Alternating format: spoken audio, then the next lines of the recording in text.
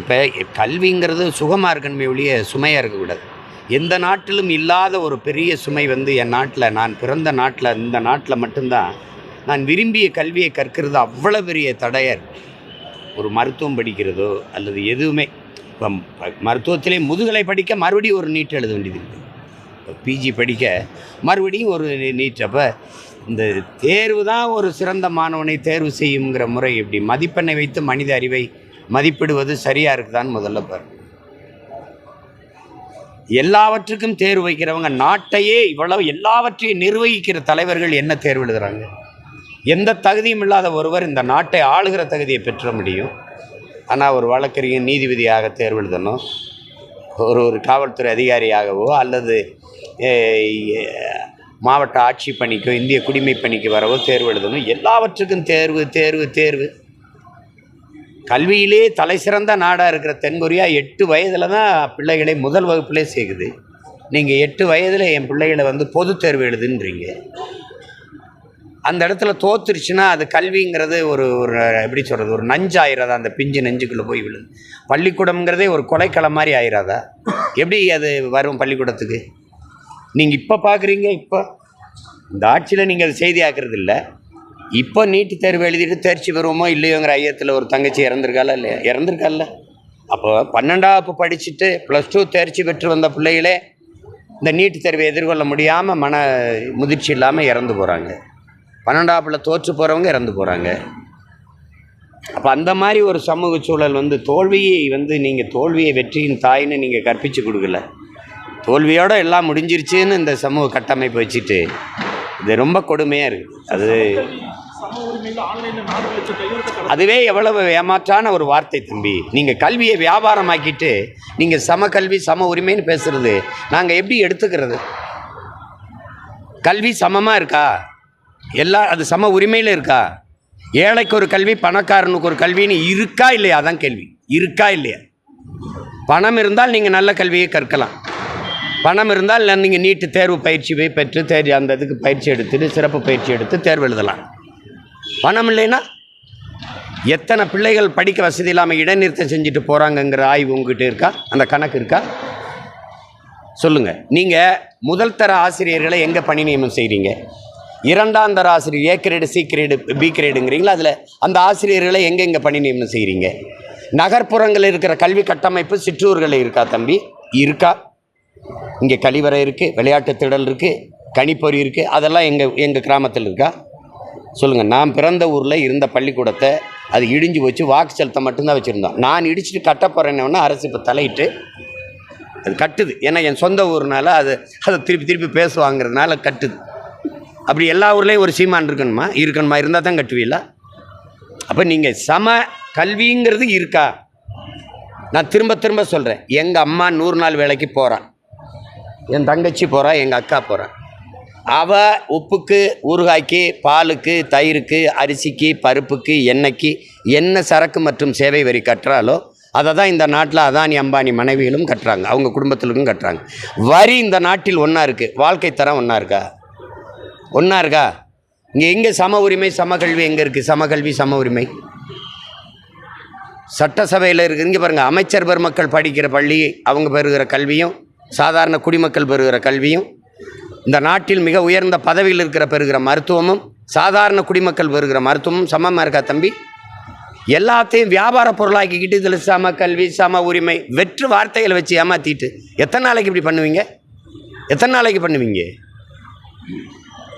சாதாரண சிற்றூரில் ஒரு வசதியும் இல்லாத படித்து வர்றவன நகர்ப்புறத்தில் படித்து வரணும், பொதுத்திறன் போட்டியில் ஒன்றா பங்கேற்று வெற்றி பெறணுங்கிறது இது சம வாய்ப்பா? இது சம உரிமையா? இது சம கல்வியா? இதெல்லாம் கொடுமை. இது வார்த்தை தான், வார்த்தை. இவங்களே சமச்சீர் பாடத்திட்டம்னு கொண்டு வந்தாங்க. அது சமச்சீர் பாடத்திட்டம், சமச்சீர் கல்வியா?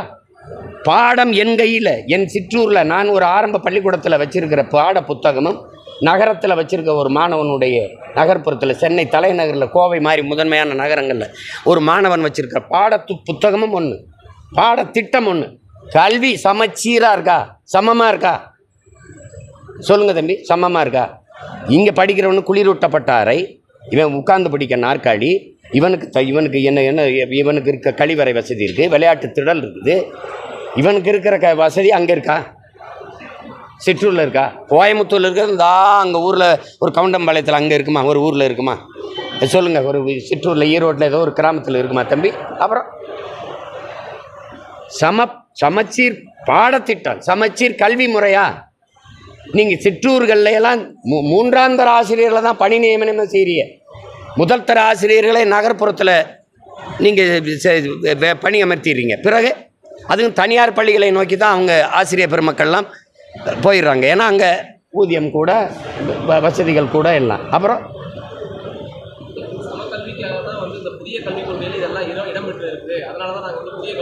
இந்த கல்வி முறையில் அதிகபட்ச கனவு ஆஸ்திரேலியா, அமெரிக்கா, என்ன சொல்கிறது, ரஷ்யா, ஜெர்மன், பிரான்ஸு, ஐரோப்பிய நாடுகள் போய் பணி செய்கிறதா? வேறு ஏதாவது இருக்கா? இந்த நாட்டின் கல்வியில் ஒரு மாணவனுடைய கனவு, என்னுடைய வகுப்பறையில் இருக்கிற ஒரு மாணவனுடைய கனவு, அமெரிக்க கனவு, ஆஸ்திரேலிய கனவு, பிரான்ஸ், ஜெர்மனி, சுவிட்சர்லாந்து கனவு, ஜப்பான் கனவு, ரஷ்ய கனவு இருக்கே ஒழிய இந்த நாட்டில் இருந்து இந்த பணியை செய்யணும்னு என்னுடைய பிள்ளைகளுக்கு, எந்த பிள்ளைக்கு கனவு? ஆனால் உலகத்தில் இது எந்த நாட்டு மாணவனுக்கு இந்திய கனவை நீங்கள் ஏற்படுத்தியிருக்கிறீங்க? நான் கேட்குறதுக்கு பதில் சொல்லணும். ரஷ்யாவில் பயிலுகிற ரஷ்ய மாணவன் ஒருவனுக்கு இந்திய நாட்டு கனவு இருக்கா? அமெரிக்காவில் இந்த நாட்டில் படிக்கிற எல்லாருக்குமே அயல்நாட்டு கனவு தான். அதுதான் கல்வியின் இலக்கு. இது சமச்சீர், சம உரிமை. சொல்லுங்க. அறிவார்ந்த நீங்கள் மருத்துவர், அறிவார்ந்த பொறியாளர் எல்லாரையும் தயாரித்து வேற நாட்டில் இறக்கி விட்டுறீங்க. இந்த நாடு சிறந்த மருத்துவம் அமெரிக்காவில் போய் பார்க்கணும், சிறந்த மருத்துவம் லண்டனுக்கு போகணும். முதலமைச்சருக்கு முடியலையா, இல்லை பிரதமருக்கு முடியலையா, அமெரிக்கா போய் வைத்தியம் பார்த்து வரணும். சொல்லுங்கள், நீங்கள் சொல்லுங்கள். தம்பி விளையாட்டு வீரர் யுவராஜுக்கு புற்றுநோய், அன்னை இந்திரா காந்தி அம்மையாருக்கு புற்றுநோய், வெளிநாட்டில் மருத்துவம் பார்த்து வந்துட்டீங்க. எங்கள் அம்மாவுக்கு புற்றுநோய், நான் எங்கே போய் பார்க்குறது? கேள்விக்கு பதில் இருக்கா? இப்போ நீங்கள் இங்கே இருக்கிற முதல்வர் இவங்கள பெருமக்களுக்கெல்லாம் உடல்நிலை சரியில்லை, சிங்கப்பூருக்கு போயிடுறாங்க. இங்கே அப்போலோவில் வச்சு பார்த்தாலும் சிங்கப்பூர்லேருந்து மருத்துவர் வராங்க. சிங்கப்பூருக்கு பயணம் பண்ணி போக முடியல, அதனால் இங்கே மருத்துவர் இங்கே வந்துடுறார் பயணம் பண்ணி. எங்கள் தாய் தந்தை இருக்குது, எங்கள் ஊரில் இருக்குது, எங்கள் ஆத்தாளப்ப என் தாத்தம்பாட்டிக்கு முடியல. என்ன பண்ணலாம்?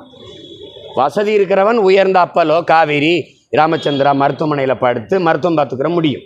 வசதி இல்லாமல் பாடையை கட்டி நேராக சுடுகாட்டில் போய் படுக்க முடியும். வேறு ஏதாவது வாய்ப்பு இருக்கா?